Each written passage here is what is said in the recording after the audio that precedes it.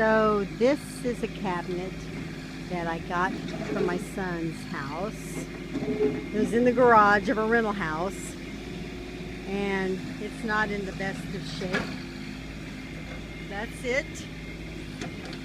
There's the 2 extra shelves. Here's the drawer.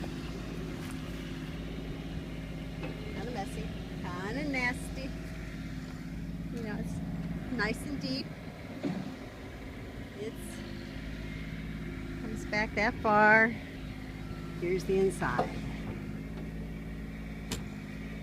So you get to see it before I clean it up and paint it. But this will be my new pantry in our trailer. So I'll show you some follow-ups. I'm excited to get it covered up. Because the one thing I didn't realize about country life is dust, baby. Lots of frickin' dust.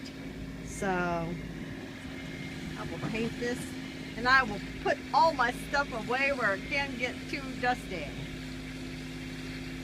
I'll send you some follow-ups.